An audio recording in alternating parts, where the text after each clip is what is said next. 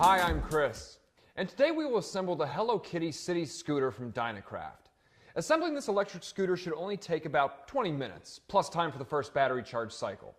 Assembly of the City Scooter should only be done by an adult, and children should not be allowed to handle small parts of the unassembled City Scooter.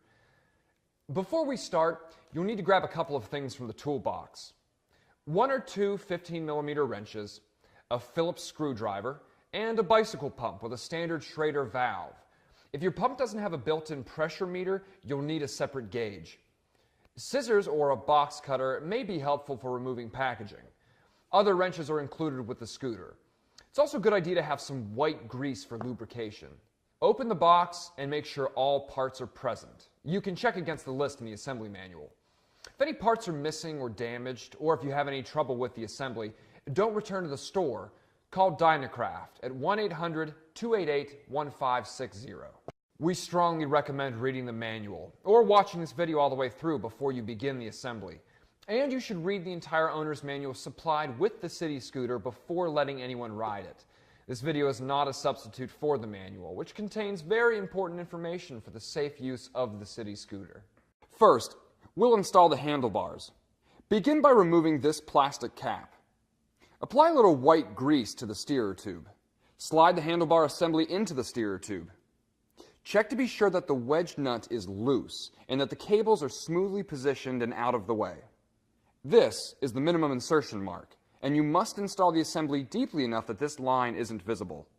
Next, use the included 6mm Allen wrench to tighten the bolt at the top of the tube. Once it's firmly in place, it's properly installed. Be careful not to over-tighten any bolts, since they could break.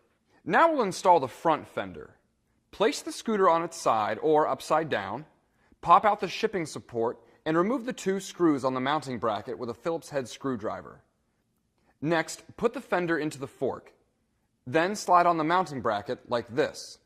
Install and tighten the 2 screws. Leave the scooter in this position to install the front wheel. Insert the wheel onto the fork. Check the sidewall tire for the correct direction of rotation. The symbol will generally look like this arrow. Make sure these lock washer tabs get placed into these holes. Now, set the scooter upright and tighten the nuts with a 15mm wrench. This is where a second wrench might be helpful. Try to tighten the nuts evenly and make sure the wheel isn't skewed. Check again to make sure the lock washer tabs are in place. Now, give it a spin to ensure it rolls smoothly. Using your pump, inflate the tires to the recommended pressure that's printed on the sidewall. Never go over the maximum pressure. It's a good idea to check the tires before every ride. The scooter's assembled. Before we can ride it, though, we need to check a few things. First, go over all the different parts, making sure every nut and bolt is nice and tight. Nothing should be wobbling, and the handlebars should be aligned with the front wheel. Now, examine the brake function. Give the rear wheel a spin, and make sure that the brakes aren't contacting the wheel. With the scooter rolling, squeeze the lever. It should stop quickly and smoothly without a lot of noise.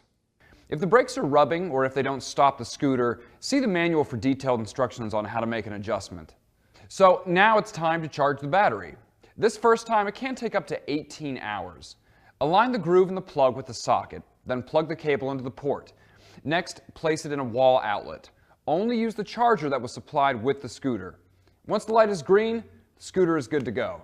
Always be sure the rider is wearing a helmet and safety gear, as well as appropriate clothing and shoes while using the ride-on. Your manual has details on this.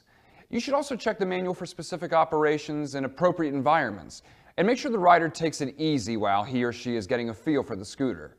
The only thing that's left to do is turn it on and head out for a cruise. Don't forget to turn the power switch to the off position when you're done. So, that's how we put together the Hello Kitty scooter.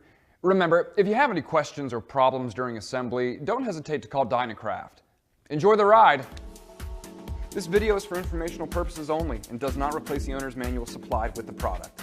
Please read the owner's manual for complete assembly instructions and important safety information. And remember,